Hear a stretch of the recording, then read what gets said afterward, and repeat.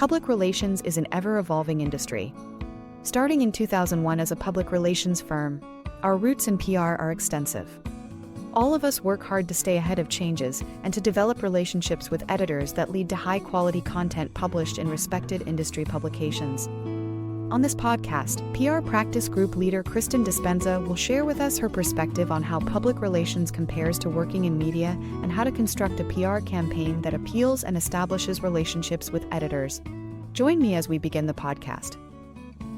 Hello, everyone, and welcome to the podcast. I'm Janice Kleins, Marketing Manager for AOE, and today on the podcast with me, I have AOE's PR practice group leader, Kristen Dispenza, and she is going to share her perspective on how public relations compares to working in media and how to construct a PR campaign that appeals and establishes relationships with editors. Welcome, Kristen. Thanks for joining us. Thank you, Janice. So let's dive right in. How can a PR team establish a great relationship with an editor? Well, the number one way is always to contribute well-written content and to submit it on time with all the required supporting information. Every editor and publication will have their own requirements, and some of those can be very specific. For example, most publications now have rules in place about how proprietary or branded information gets handled. So PR teams are going to need to familiarize themselves with those guidelines and be sure to follow them. And another thing would be to make sure that the final piece that's handed into an editor always matches the original story pitch. Okay, so what kind of content are editors looking for or do they need?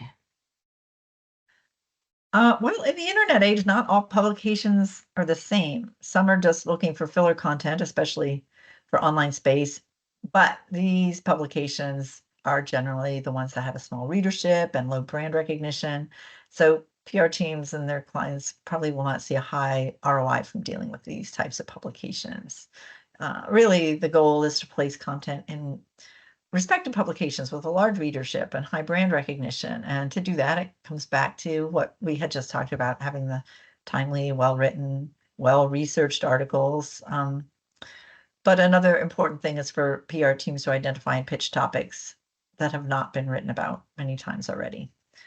And then I guess one more thing that I'll note is that effective PR teams, when they are corresponding with editors, you should offer more than just an interview or quote. It can be helpful to include an offer of these types of options along with a story pitch, but I have found that the best approach is to always offer a great article idea or two, and this is because editors usually plan their interviews for feature articles so far in advance.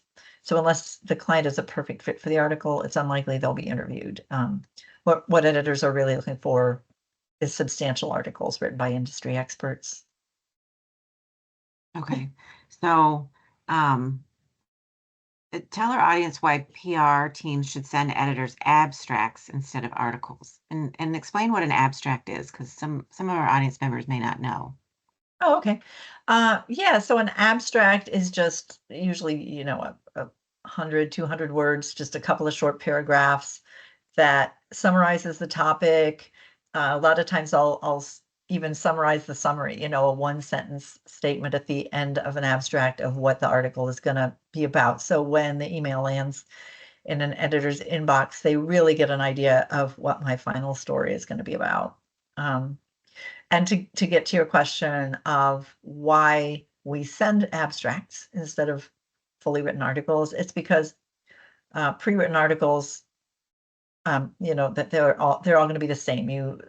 A reputable publication is going to require exclusivity, and you're not going to be able to guarantee that if you're sending the same article out to multiple publications.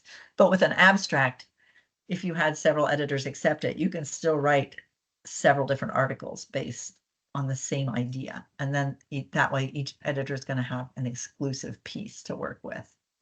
And that also opens the door for PR teams to work directly with an editor. They can accept a topic, and then the PR person will work directly with them to help develop it to exactly match their readers. Okay, so to go back to when you said, you don't want to send the same article out to multiple editors, how can a PR team develop article ideas that stand out to be unique, basically? Well, one way is to look at the editorial calendar of publication. Editors work off of these editorial calendars. Often many of the topics repeat yearly because they're important, like safety, training, diversity, labor-related issues. So editors know the kind of content they need for each issue, but they're looking for unique angles for each topic. That challenges PR specialists to find the new angles without being too niche and to get the topics that'll get an editor's attention. But the best PR teams create article ideas that will appeal to the publication's readership, in addition to serving their clients' best interests. I will say too, when a disaster happens, you're talking crisis management or major legislation is another example. Editors receive tons of the same pitches. And in these situations, editors are looking to find either the best company to write the article or one that has a unique angle that would stand out among the many similar articles that they're going to get, or that are going to run in all industry publications. So this is where ongoing established relationships between a PR team and editor can help. That dialogue between them helps get the right content developed at the right time. So, how much client promotion is too much promotion? Well, publications have always tried to keep their editorial and advertising separate. Good PR teams are going to respect this and not send articles that are promotional. That doesn't mean that there can't be any promotional content, but it gets back to knowing what a given publication's guidelines allow. For example, maybe a company or product name can't be mentioned in the body of an article, but it can be mentioned in a photo caption. If a publication's guidelines don't spell out these things, PR professionals who have good relationships with editors can ask them directly for clarification if they need it. And that way you arrive at a balance that suits everybody's needs.